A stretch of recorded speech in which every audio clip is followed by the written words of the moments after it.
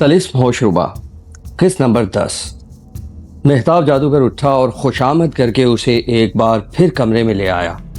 एक चिड़िया गिरी और बोली, उमर आ गया। इस नाज़नी ने कहा, ए मेहताब, अब कौन गैर आया है जो चिड़िया ने तुझे बताया? मेहताब बोला, लगता है सहर में कुछ फ़र्क पड़ गया है, मैं ये सहर मिटाता हूँ। ये कहकर उसने कुछ अफसून पढ़ा और हाथ से इशारा किया। सब चिड़ियाँ ज़मीन पर गिरकर जल गईं। फिर बोला, लो अब बेफिक्र होकर बैठो। उमर ज़रीन मसनद पर बैठा, सामने बर्क फारंगी बंधा था। आँख से आँख मिली। बर्क ने पहचाना कि यह औरत नहीं है, मेरा उस्ताद है। मेहताब ने उमर के लिए खाना मंगवाया और कहा, तुम भूखी हो, खाना खा लो, फिर हम ऐशो आराम करेंगे।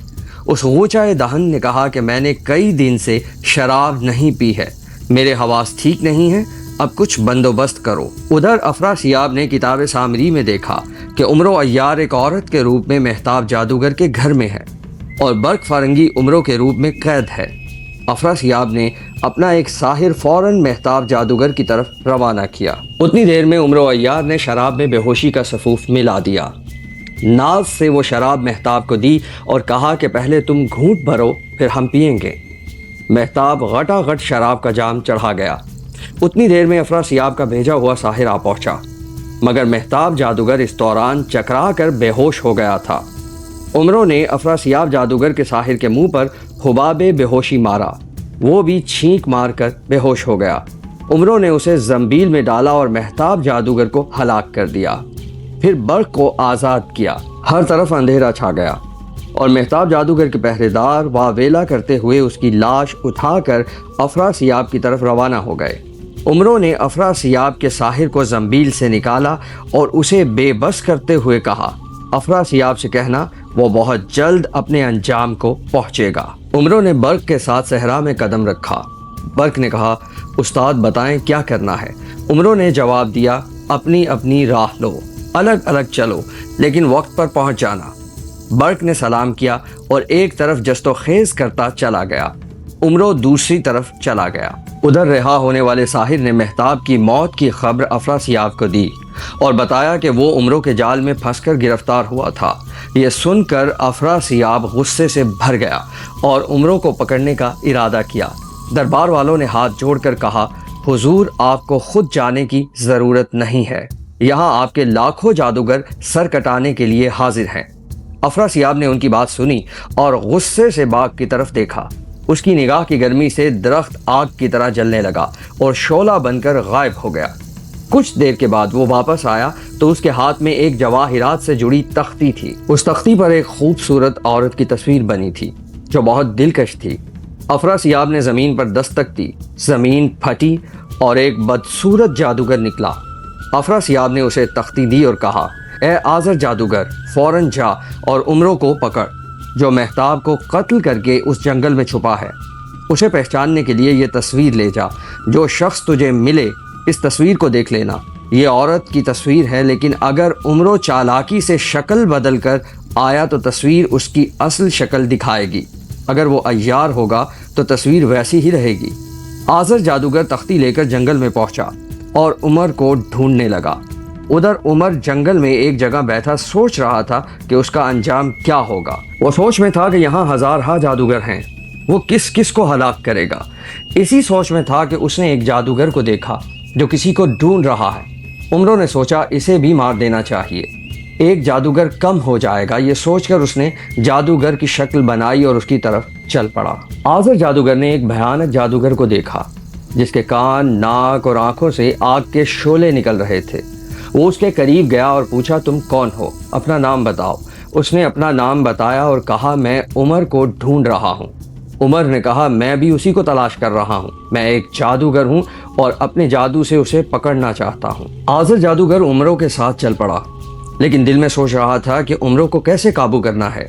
उसे याद आया कि शहनशाह ने कहा था कि मिलने वाले शख्स की तस्वीर देख लेना। आज़र जादूगर उमरों के साथ चल पड़ा, लेकिन दिल में सोच रहा था कि उमरों को कैसे काबू करना है। उसे याद आया कि शहनशाह ने कहा था, मिलने वाले शख्स की तस्वीर देख लेना। आज़र ने तस्वीर देखी तो उसमें उसे उमरों की असल शक्ल नजर आई। सुर्ख आंखें, लंबा जिस्म, रस्सी जैसी गर्दन और अजीबो गरीब चेहरा। یہ دیکھ کر آزر جادوگر گھبرا گیا اور سوچا کہ یہ ضرور کوئی عیار ہے جو جادوگر کی شکل بنا کر آیا ہے۔ اس نے فوراً اپنی جھولی سے زنجیر نکالی اور عمرو کے ہاتھ باندھ دیے۔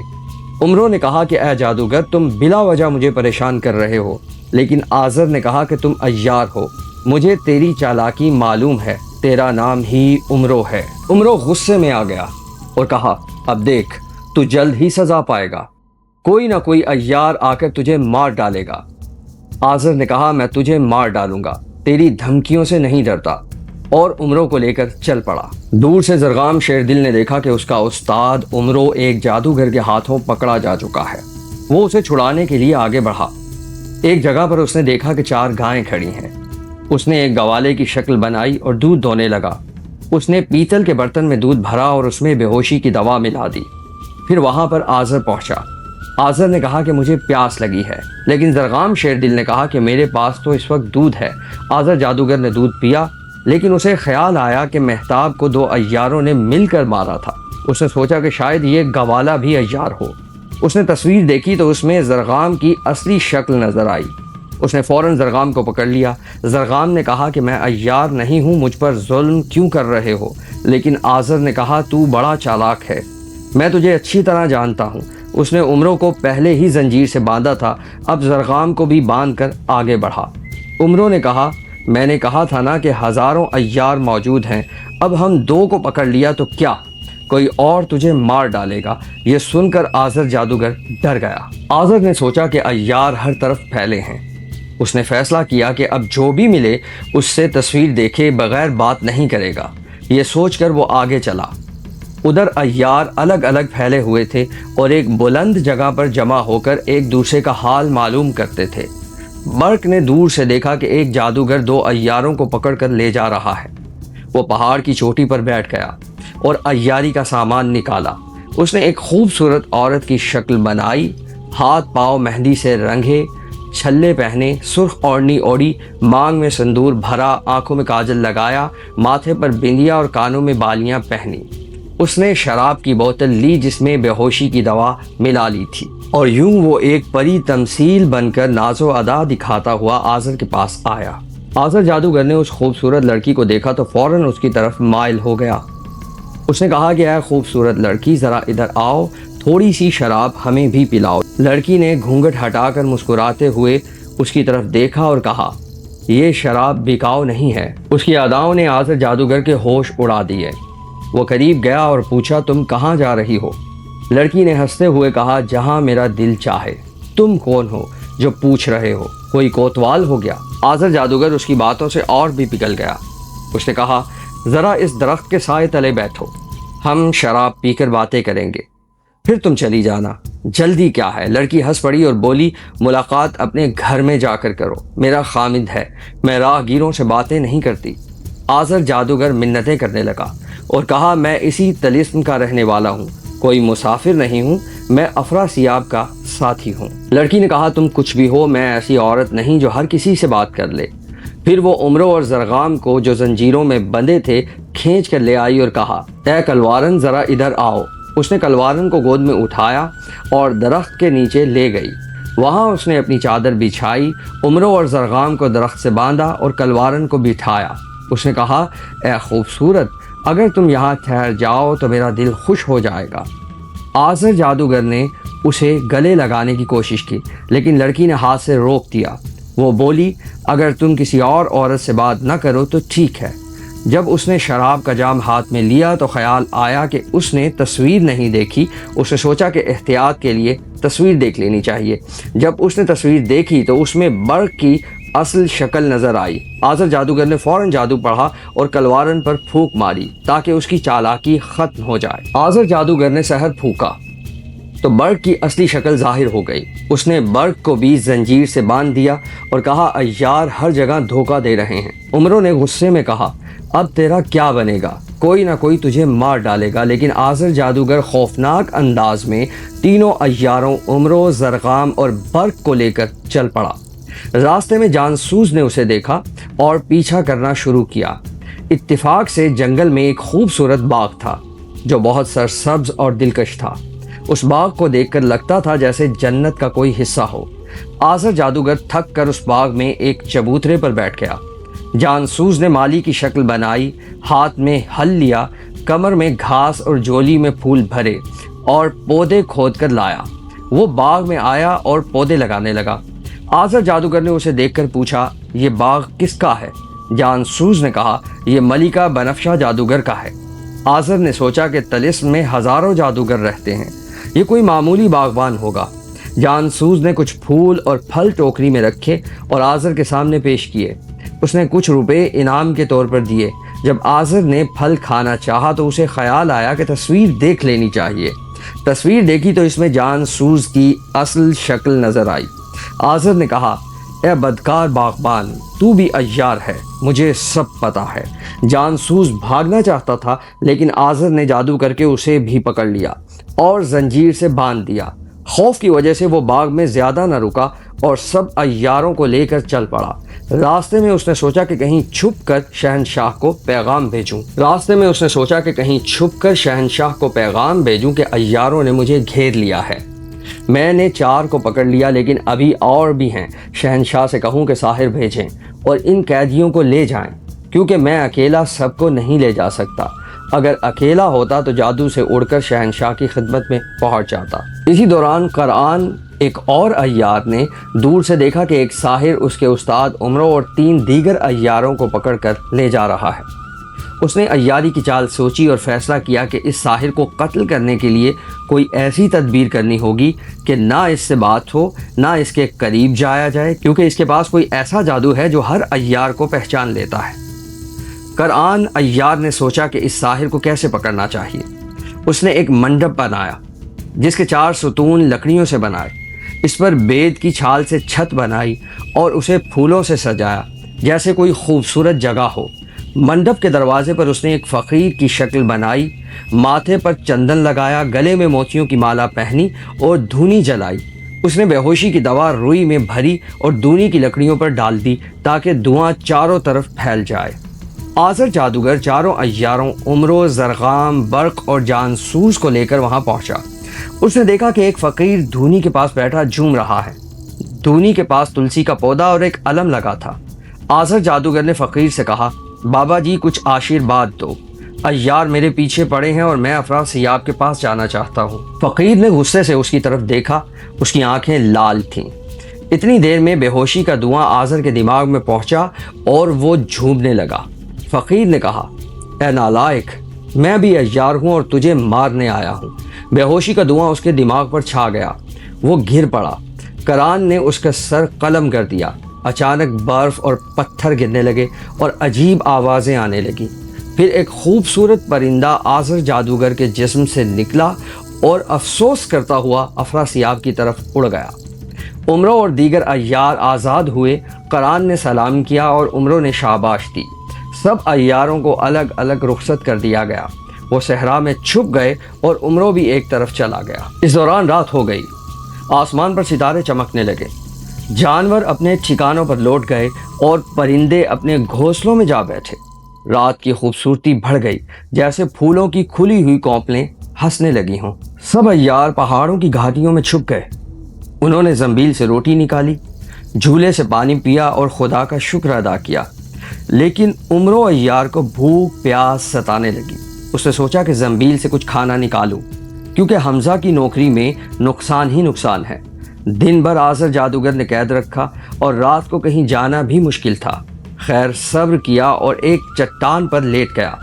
جب بھوک بہت بڑھ گئی تو اس نے درختوں سے پھل توڑ کر کھائے اور زنبیل سے روٹی کے خشک ٹکڑوں سے بھوک مٹائی، پھر وہاں ہی لیٹ گیا۔ ادھر وہ پرندہ جو آزر جادوگر کے سر سے نکلا تھا باغ سیب میں افراسیاب کے پاس پہنچا اور بلند آواز میں کہا، اے بادشاہ طلسم، آزر جادوگر مارا گیا۔ یہ سن کر افراسیاب غصے سے کانپنے لگا۔ اس نے ایک ساحر باق جادوگر کو بلایا اور کہا کہ فلاں صحرا میں آزر کی لاش پڑی ہے، اسے دفن کرو۔ جو تصویر میں نے اسے عیاروں کو پکڑنے کے لیے دی تھی وہ واپس لاؤ۔ صبح کو ایک اور ساحر بھیجوں گا جو سب عیاروں کو پکڑ لے گا۔ رات ہو چکی تھی، اس لیے باق جادوگر نے آرام کیا۔ صبح وہ صحرا گیا، لاش دفن کی، تصویر لی اور افراسیاب کے حوالے کر دی۔ رات ختم ہوئی اور صبح ہوئی، سورج کی کرنیں پھیل گئیں جیسے آسمان نے زیورات سجائے ہوں۔ عیاروں نے خدا کی عبادت کی اور پھر اپنی اپنی راہ لی۔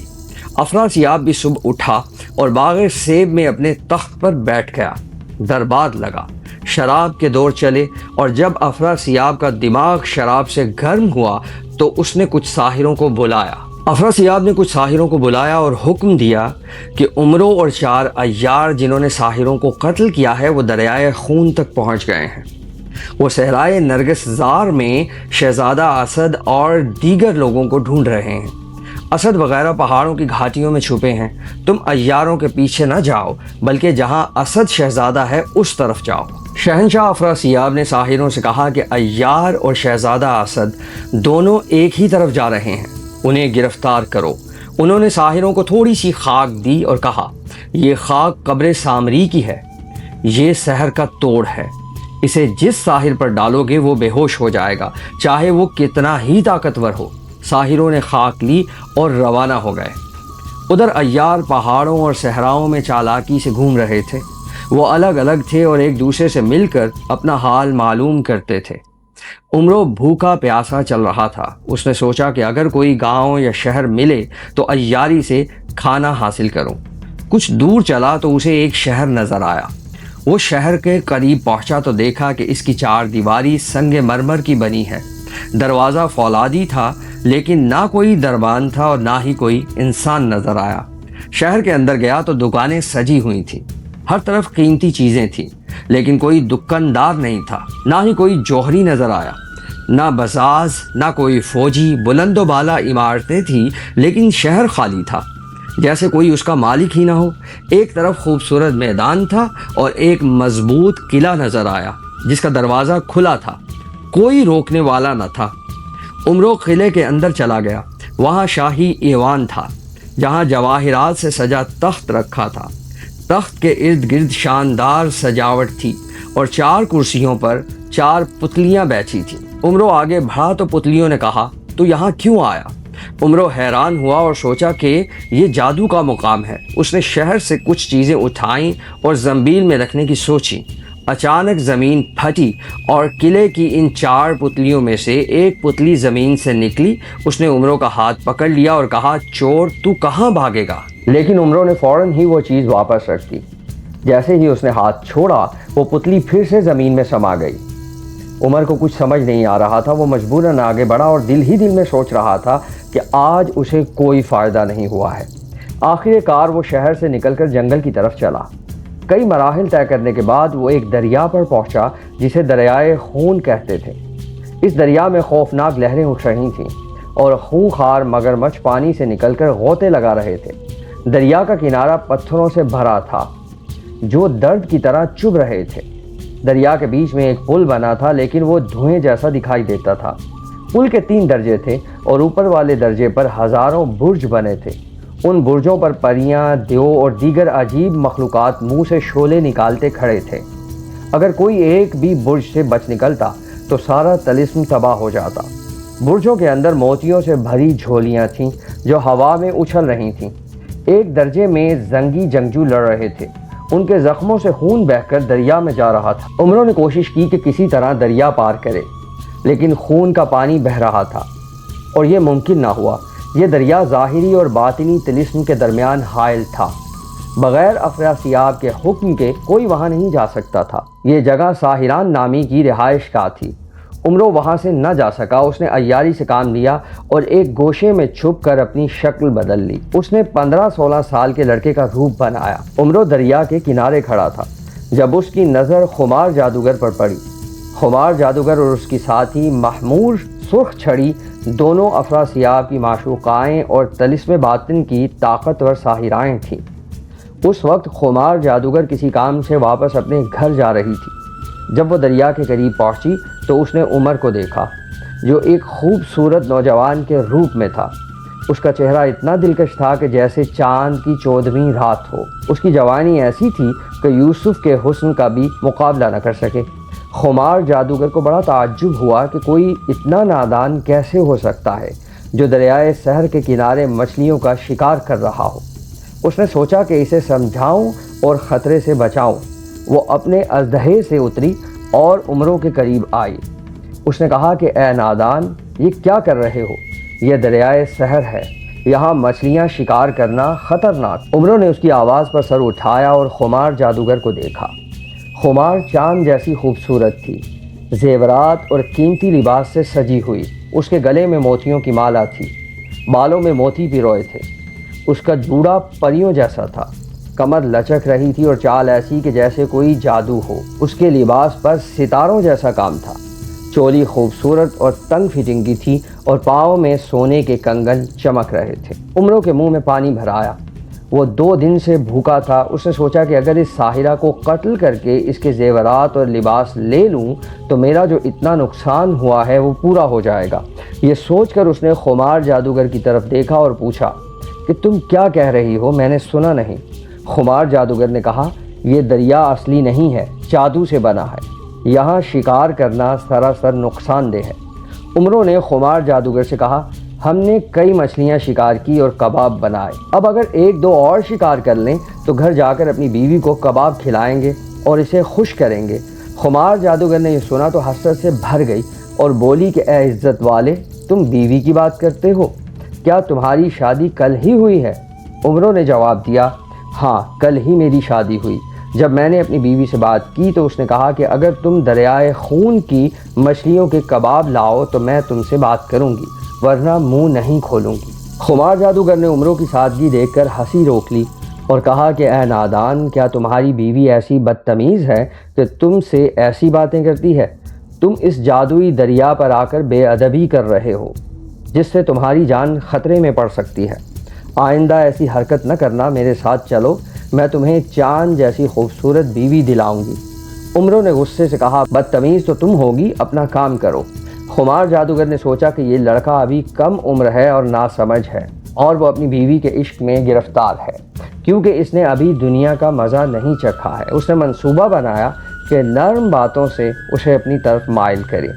وہ عمروں کے قریب گئی اور بولی، اے چاند جیسے خوبصورت لڑکے، تم کہاں رہتے ہو؟ عمروں نے ہنستے ہوئے کہا، تمہارے دل میں رہتا ہوں۔ خمار جادوگر نے ہنس کر اس کا ہاتھ پکڑا اور بولی، چلو ہمیں بھی وہ مچھلی کے کباب کھلاؤ جو تم نے شکار کیے۔ عمروں نے کہا کہ اگر میں تمہیں کباب کھلا دوں تو اپنی بیوی کے لیے کیا لے کر جاؤں گا؟ خمار جادوگر نے اسے گلے لگایا اور کہا کہ میں تم سے شادی کروں گی۔ عمروں نے حیرت سے پوچھا، سچ کہتی ہو؟ کیا تم مجھ سے شادی کرو گی؟ خمار جادوگر نے حامی بھری۔ عمروں نے اسے پیار کیا اور کہا کہ مجھے تو بس پیار چاہیے، چاہے تم ہو یا کوئی اور، چلو ہم کھاتے ہیں۔ خمار جادوگر دریا کے کنارے ایک درخت کے نیچے بیٹھ گئی۔ عمروں نے اپنی کمر سے چادر کھول کر بچھائی اور اسے بٹھایا۔ اس نے جیب سے مچھلی کے کباب نکال کر سامنے رکھے۔ خمار جادوگر نے کہا کہ اگر شراب بھی ہوتی تو مزہ آ جاتا۔ عمروں نے جواب دیا کہ میرا گھر قریب ہے، میں ابھی شراب لے کر آتا ہوں، لیکن گھر نہیں جا سکتا کیونکہ میری بیوی شور مچائے گی۔ یہ کہہ کر عمروں اٹھا اور سلیمانی کمبل اوڑھ کر غائب ہو گیا۔ پھر زنبیل سے شراب احمری کی بوتل نکالی جو بے ہوشی کی دوا سے آلودہ تھی اور خمار جادوگر کے سامنے شراب رکھ دی۔ عمروں نے اسے گلے میں ہاتھ ڈال کر کہا، پہلے تم پیو پھر میں پیوں گا۔ عمروں نے خمار جادوگر کو شراب کا جام دیا۔ خمار جادوگر کو اس کا انداز بہت پسند آیا اور اس نے اپنا جام عمروں کو دیا۔ عمروں نے سارا جام اس کے حلق میں انڈیل دیا۔ شراب پیتے ہی خمار جادوگر کو چھینک آئی۔ وہ جام لگاتے ہی زمین پر گر پڑی اور بے ہوش ہو گئی۔ عمروں نے فوراً اس کے زیورات، لباس اور موتیوں کی مالا اتاری۔ اس نے ایک ایک موتی نکال کر زنبیل میں رکھا اور سوچا کہ دیکھیں کیا ہوتا ہے۔ اچانک دریا میں ہلچل ہوئی اور دریائے خون اروان کا نگہبان نمودار ہوا۔ عمروں نے فوراً سلیمانی کمبل اوڑھا اور غائب ہو گیا۔ نگہبان نے خمار جادوگر کو اٹھایا اور اسے افراسیاب کے پاس لے گیا۔ افراسیاب نے خمار کو دیکھا۔ وہ اسے اس حال میں دیکھ کر بہت پریشان ہوا۔ اسے ہوش میں لایا اور حال پوچھا۔ خمار جادوگر نے بتایا کہ ایک شخص دریائے خون اروان پر مچھلیاں پکڑ رہا تھا۔ میں نے اسے روکا اور کہا کہ یہ خطرناک ہے۔ اس نے مجھے کباب کھانے کی دعوت دی۔ میں نے تعجب سے ایک کباب کھایا اور بے ہوش ہو گئی۔ افراسیاب نے غصے سے کہا کہ وہ کوئی عیار ہوگا۔ طلسم کے ملک میں عیار گھس آئے ہیں۔ اب کسی کے قریب نہ جانا ورنہ عیار تمہیں قتل کر دیں گے۔ یہ لوگ بڑے دھوکے باز اور جال ساز ہیں۔ افراسیاب نے اپنی ساحراؤں کو بلایا اور حکم دیا کہ ملکہ حیرت جادوگر کے ساتھ مل کر شہزادہ اسد اور مہر کو قتل کیا جائے۔ اس نے چند خوبصورت ساحروں کو حکم دیا کہ وہ شہزادہ اسد اور مہر کی جاسوسی کریں، ان کے ٹھکانوں کا پتہ لگائیں اور تمام حالات کی اطلاع دیں۔ یہ ساحریں پرندوں کی شکل میں جنگل کی طرف روانہ ہوئیں۔ ادھر عمرو دریا کے کنارے کنارے چلتا رہا، لیکن وہ دریا پار نہ کر سکا۔ کچھ عرصے بعد وہ ایک پہاڑ کے قریب پہنچا۔ یہ پہاڑ زیورات سے سجا ہوا تھا، جیسے کوئی دلہن اپنی پہلی رات کو سجتی ہے۔ اس کے دامن میں زعفران کے کھیت کوسوں تک پھیلے ہوئے تھے اور پیلے پھولوں سے صحرا جگمگا رہا تھا۔ عمرو نے دیکھا کہ پیلے پھولوں کی چمک خزاں کے موسم کی طرح تھی۔ پہاڑ کے دامن میں ایک آبشار گرج رہی تھی، جس کی آواز ایسی تھی جیسے کوئی گنگنا رہا ہو۔ وہاں ایک جلسہ ہو رہا تھا، جہاں چاند سی خوبصورت لڑکیاں زعفرانی اور ارغوانی لباس میں ملبوس تھیں۔ وہ گھاس پر بیٹھی تھی اور جھولوں پر جھول رہی تھیں۔ ان کی باتیں ایسی تھیں جیسے وہ آسمان چھونے کا ارادہ رکھتی ہوں۔ وہ مورنیوں کی طرح جھومتی تھیں اور اپنے حسن پر فخر کرتی ہوئی آپس میں بات کر رہی تھیں۔ عمرو یہ سب دیکھ کر حیران ہو گیا۔ عمرو نے سوچا کہ کسی درخت کی آڑ میں چھپ کر اپنی شکل بدل لوں اور ان لڑکیوں کے درمیان جا کر ان سے ملاقات کروں، لیکن پھر اسے کچھ سمجھ نہ آیا۔ وہ گھبرا گیا اور خیال آیا کہ یہ طلسم کی مخلوقات ہیں جو علم جادو سے بنائی گئی ہیں، ان کے پاس جانا بے فائدہ ہے۔ یہ سوچ کر وہ پہاڑ کے نیچے اترا اور آگے بڑھ گیا۔ کئی مراحل طے کرنے کے بعد وہ ایک ایسی جگہ پہنچا جہاں ایک ساحرہ پہاڑ پر کھڑی تھی اور اس کے ساتھ ایک خوبصورت لڑکی نظر آئی جو چاند کی طرح چمک رہی تھی۔ اس کے پہلو میں شہزادہ اسد کھڑا تھا۔ ساحرہ نے عمرو کو دیکھا اور پکارا، اے شخص، کیا تو طلسم فتح کرنے آیا ہے؟ اسد نے اس کی آواز پہچانی اور اسے دیکھ کر پہچان لیا۔ یہ اسد تھا جس کے والد کرب کو عمرو نے اپنا بیٹا بنایا تھا۔ اسی وجہ سے اسد اسے دادا جان کہتا تھا۔ اسد نے عمرو کو سلام کیا اور عمرو نے اسے گلے لگایا اور لمبی عمر کی دعا دی۔ عمرو نے اسد کے ساتھ بیٹھی ملکہ معجبین کو دیکھا اور کہا، اسد، یہ کون سی بدصورت عورت کو تو نے اپنے پہلو میں بٹھایا ہے؟ ملکہ معجبین یہ سن کر شرمندہ ہوئی۔ اسد نے اس کے کان میں کہا کہ یہ بہت لالچی ہے، اگر تم اسے کچھ دو تو وہ تمہاری تعریف کرے گا۔ ان کی باتوں کا برا نہ مانو۔ ملکہ نے اپنے ہاتھ سے جواہر کے کنگن اتار کر عمرو کو دے دیے اور کہا، اے عیار، یہ نواب زادی شاہانہ عزت والی ہے، تیرے جیسے بڑے بڑے شاہ اس کے برابر نہیں۔ عمرو نے ہنستے ہوئے کہا، خدا تمہیں ہمیشہ ہنساتا رہے۔ اسد نے کہا، دادا جان فکر نہ کریں، ہم انشاءاللہ ان پہلوانوں اور ساحروں کو شکست دیں گے۔ اتنے میں شور سنائی دیا۔ معجبین اور شہزادہ اسد چھپ گئے۔ عمرو سلیمانی کمبل اوڑھ کر غائب ہو گیا۔ اس دوران مہر جادوگر، جو کہ معجبین کی تلاش میں نکلی تھی، اڑتی ہوئی وہاں آ گئی۔ دلارام نے آ کر ملکہ معجبین کو بتایا کہ تمہاری نانی مہر آ رہی ہیں۔ معجبین نے گمان کیا کہ اماں شاید ناراض ہیں، وہ ڈر کر چھپ گئی۔ مہر اسد کے سامنے آئی اور کہنے لگی کہ اے شہزادے، تم تلوار لے کر کیوں تیار ہو؟ میں تمہاری دوست ہوں، تمہاری خدمت کے لیے آئی ہوں، میں معجبین کی نانی ہوں، میری بچی کہاں ہے؟ یہ سن کر معجبین دوڑ کر آئی اور مہر کے قدموں میں گر گئی۔ اس نے اپنا سر مہر کے سینے سے لگایا اور رونے لگی۔ مہر نے کہا کہ افراسیاب نے تمہیں گرفتار کرنے کا حکم دیا ہے اور میں تمہاری حفاظت کے لیے آئی ہوں۔ اسد نے کہا، خدا ہمارا محافظ ہے، اگر تم ہمارے ساتھ ایمانداری سے شامل ہو تو خدا کی رحمت سے ہم مقابلہ کریں گے۔ مہر نے کہا، تمہاری بات درست ہے، لیکن ہمیں کچھ دنیاوی طاقت بھی دکھانی ہوگی۔ افراسیاب اتنا طاقتور ہے کہ وہ سب کو مار سکتا ہے اور کوئی بھی اس کا مقابلہ نہیں کر سکتا، لیکن میں اب پیچھے نہیں ہٹوں گی، چاہے جان جائے میں اس کا مقابلہ کروں گی۔ دلارام نے فرش بچھایا اور سب بیٹھ گئے۔ عمرو نے چھپ کر یہ سنا اور سوچا کہ شاید یہ سب مہر کی چال ہے کہ وہ سب کو جمع کر کے گرفتار کر لے۔